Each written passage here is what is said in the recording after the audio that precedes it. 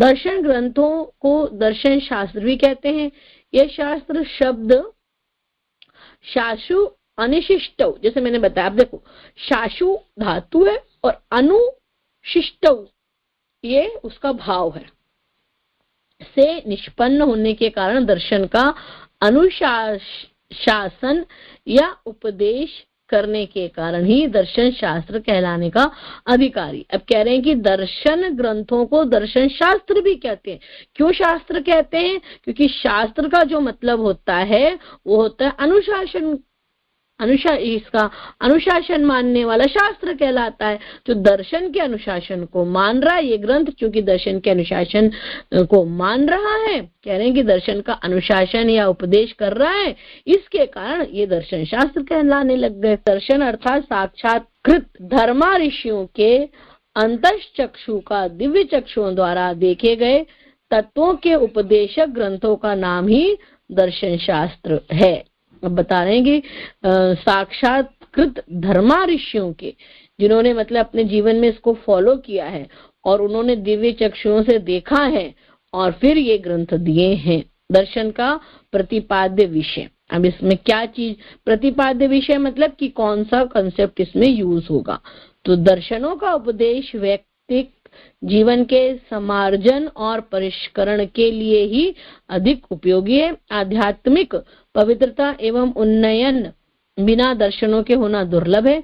दर्शन शास्त्री हमें प्रमाण और तर्क के सहारे अंधकार में दीप ज्योति प्रदान करके हमारा मार्गदर्शन करने में समर्थ होता है।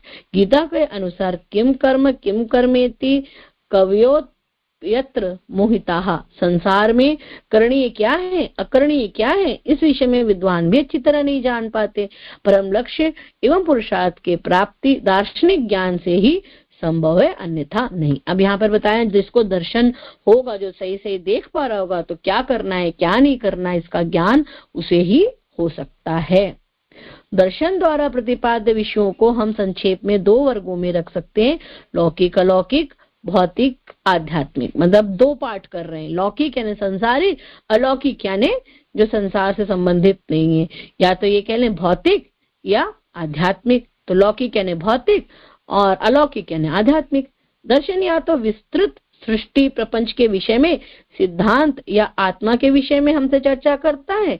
इस प्रकार दर्शन के विषय जड़ और चेतन दोनों ही हैं। प्राचीन ऋग्वैदिक काल से ही दर्शन के मूल तत्वों के विषय में कुछ ना कुछ संकेत हमारे आर्ष साहित्य में मिलते हैं।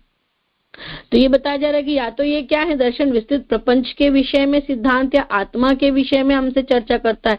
प्रपंच यानी 5 तत्वों वाले सृष्टि प्रपंच, 5 तत्वों से बनी हुई पूरी जो सृष्टि है, इसके सिद्धांत के बारे में करता है या फिर आत्मा के बारे में। इस प्रकार दर्शन जो है वो जड़, जो सृष्टि वाली बात आती है ना, प्रकृति, पृथ्वी जल अग्नि वायु आकाश, ये जड़ चीजें, और आत्मा की बात आती है तो चेतन, ये दोनों के कॉम्बिनेशन में काम करता है।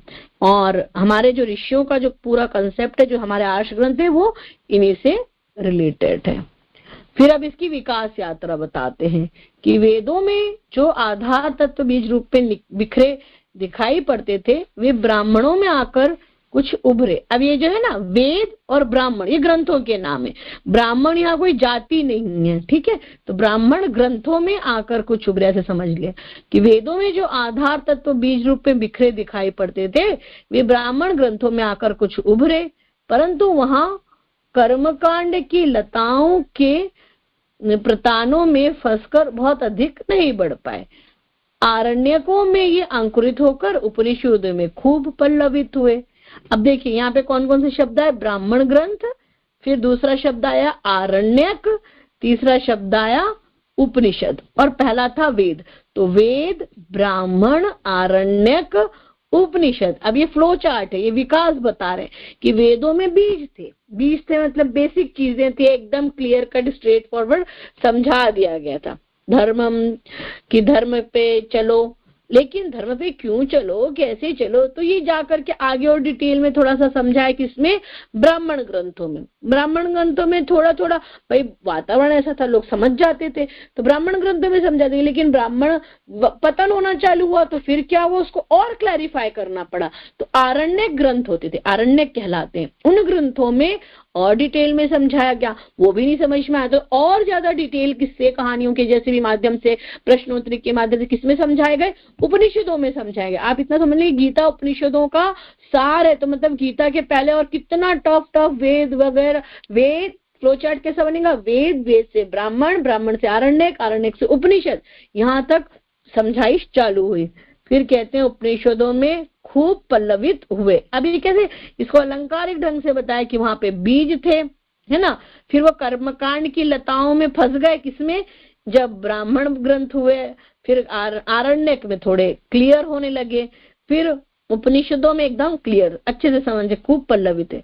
दर्शनों का विकास जो उपनिषदों में हमें दृष्टिगोचर होता है, आलोचकों ने उसका श्री गणेश लगभग 200 वर्ष ईसा पूर्व स्थिर किया है। महात्मा बुद्ध से ये प्राचीन है। इतना ही नहीं, विद्वानों ने सांख्य, योग, मीमांसा को भी बुद्ध से प्राचीन माना है। संभव है कि ये दर्शन वर्तमान रूप में उस समय न हो, तथापि वे किसी न किसी रूप में अवश्य विद्यमान थे। वैशेषिक दर्शन भी शायद बुद्ध से प्राचीन ही है, क्योंकि जैसे आज के युग में न्याय और वैशेषिक समान तंत्र समझे जाते हैं, उसी प्रकार पहले पूर्व मीमांसा और वैशेषिक समझे जाते थे। बुद्ध दर्शन पद्धति का आविर्भाव ईसा से पूर्व 200 वर्ष माना जाता है, परंतु जैन दर्शन बुद्ध दर्शन से भी प्राचीन ठहरता है। इसकी पुष्टि में यह प्रमाण दिया जाता है कि प्राचीन जैन दर्शनों में न तो बुद्ध दर्शन और न किसी हिंदू दर्शन का ही खंडन उपलब्ध होता है। महावीर स्वामी जो जैन संप्रदाय के प्रवर्तक माने जाते हैं, वे भी बुद्ध से प्राचीन थे। अतएव जैन दर्शन का बुद्ध दर्शन से प्राचीन होना युक्ति युक्त अनुमान है। अब यहाँ पर ये बता रहे हैं कि कौन से दर्शन कब आ रहे हैं, न्याय और वैशेषिक पुराने ऐसे कह रहे हैं, फिर ये पूर्व मीमांसा और उत्तर मीमांसा ऐसे कई दर्शन के नाम से आए। तो ये क्लियर कर रहे हैं कि बौद्ध दर्शन से पहले थे, ईसा से भी पूर्व बौद्ध थे, और जैन दर्शन जो है महावीर जी थे और पहले थे। तो ये सारी बातें यहाँ पर बताई जा रही हैं। भारतीय दर्शनों का ऐतिहासिक क्रम निश्चित करना कठिन है। इन सब भिन्न भिन्न दर्शनों का लगभग साथ ही साथ समान रूप से प्रादुर्भाव एवं विकास हुआ है। मतलब ये कह रहे हैं कि लगभग आसपास भी होते रहे, जरूरी नहीं कि ये पीछे ही हो। ऐसा नहीं कि सीरियल वाइज ही आए कि भैया इनका हुआ अब ये खत्म हो गया, अब इनका हुआ। हो भी सकता है कि महावीर जी का, जैसे अभी हम लोग देखते हैं कई परंपराएं चलती हैं, कई ये चलते हैं, क्या बोलते हैं, स्पिरिचुअल ऑर्गेनाइजेशंस हैं। तो हो सकता है भाई आर्ट ऑफ लिविंग वाले अपने तरीके की बातें करते हैं, और संदीप माहेश्वरी भी अपनी बात बोलते हैं। फिर जो अभी हम लोग के जो फेमस लोग हैं जो यूट्यूब वगैरह पे आ रहे हैं, सदगुरु के नाम से जग्गी वासुदेव जी बोलते हैं। तो ऐसे कई लोग होते हैं, फिर इनके मतांतर बनने लगते हैं, संप्रदाय बनने लग जाते हैं, लोगों किताबें भी निकलती रहती हैं। तो ये भी होता रहा है ना। तो हम ऐसा नहीं हो सकता समानांतर भी चले हो, तो ऐसा कुछ कहा नहीं जा सकता, डिसाइड नहीं किया जा सकता। हिंदुओं का जो हिंदू वर्ड नहीं बोलेंगे, भारतीय दर्शनों का ऐतिहासिक क्रम निश्चित करना कठिन है। इन सब भिन्न भिन्न दर्शनों का लगभग साथ ही साथ समान रूप से प्रादुर्भाव एवं विकास हुआ है।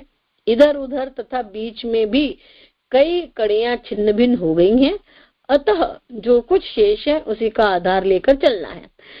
इस क्रम में शुद्ध ऐतिहासिकता न होने पर भी क्रमिक विकास की श्रृंखला आदि से अंत तक चलती रही है, इसलिए प्राय विद्वानों ने इसी क्रम का अनुसरण किया। तो मतलब जो हम लोगों को बताया गया भाई इस तरीके से, वेद के बाद ब्राह्मण, आरण्यक, उपनिषद, ये तो हमारे भारतीय आर्ष ग्रंथों का हो गया। साथ ही साथ जैन दर्शन, बौद्ध दर्शन, ये भी बता दिया गया कि ये भी आए, है ना। और इस तरीके से ये पूरा फ्लो हमारे यहाँ दर्शन का चला।